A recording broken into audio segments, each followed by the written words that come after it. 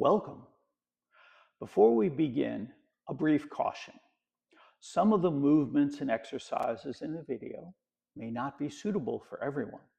If you have any questions or concerns about your ability to safely perform these exercises and movements, please stop immediately, consult with the appropriate member of your healthcare team, and only proceed when all of your questions and concerns have been appropriately addressed. And now, let's dive in. In this video, we're taking a look at the basic 6 forms going in both directions, and obviously doing it seated. If you haven't already taken a look at the seated warm-up video, I encourage you to do that. So, just brief review. Nice upright posture, the spine is straight, the silk thread drawing her head up to the heavens, the feet are firmly planted on the ground, weight evenly distributed on both feet, on both sit bones.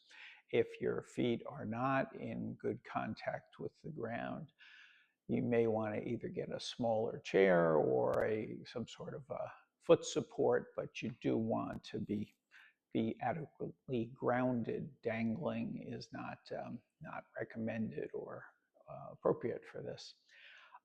And so without further ado, what I'm going to do is I'm going to go through the entire sequence and then come back and look at each individual move. So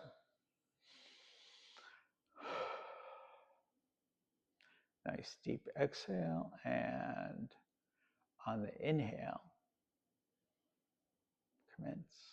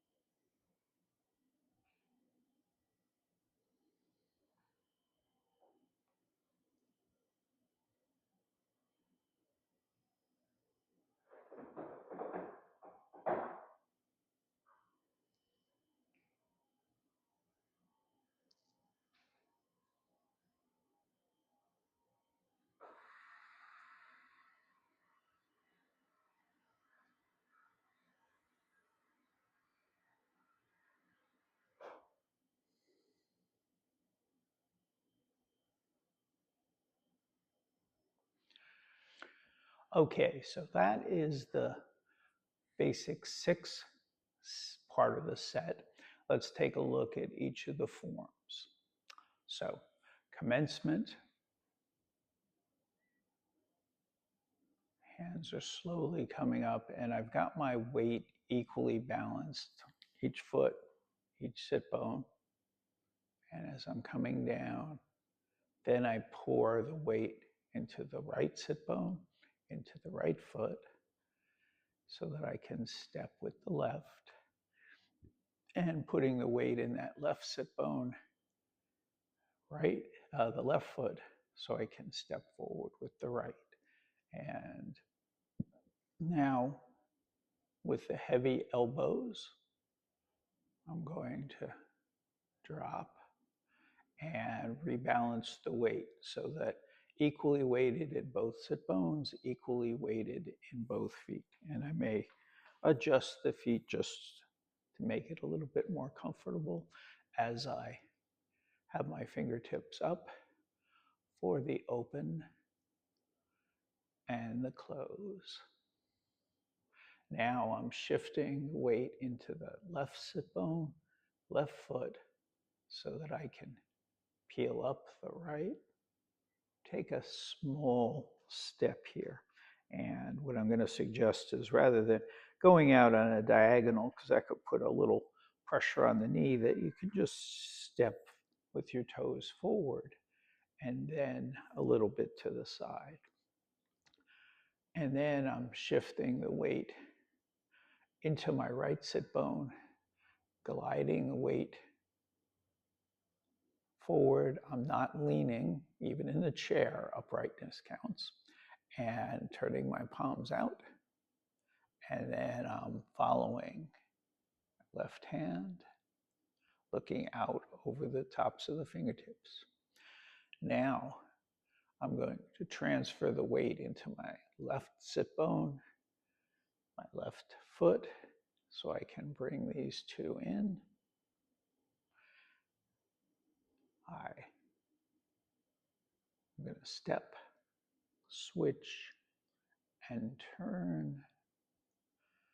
Step, switch, and turn. And we're not obviously going to be taking the big steps that we do, but by shifting the weight back and forth and visualizing how I'm moving to the right, I'm getting largely the same effects.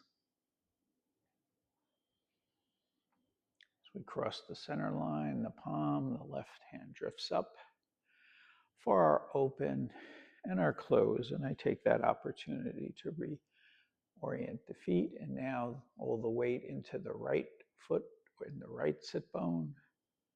Small step with the left, glide the hands out, turn the palms, following,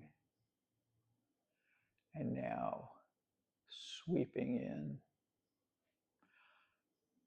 step, switch, and turn. And I'm following my hand as I do that. So I am rotating my Tai Chi waist, my Tai Chi torso, even though I am in the chair. And then step, switch, turn, switch, turn. Hands drift up for an open, a close, and a closed Tai Chi. So in that way, we are able to accommodate the forms of the basic six, and you can do the extended six seated as well. And in a subsequent video, we'll take a look at that. But for now, what I suggest is that you get familiar with the seated warm-ups, and then begin to experiment with the seated basic six. And just like with the warm-ups, you don't have to do all of this seated. You could decide to start out standing and then sit, or you could do the first couple seated, and then when you get to the wave hands, you might prefer to stand and step if you're able. So a lot of decisions that you can make depending upon your particular challenges and objectives. And the only rule that always applies is be safe in your choices and whatever your practice turns out to be. I will see you in the next video.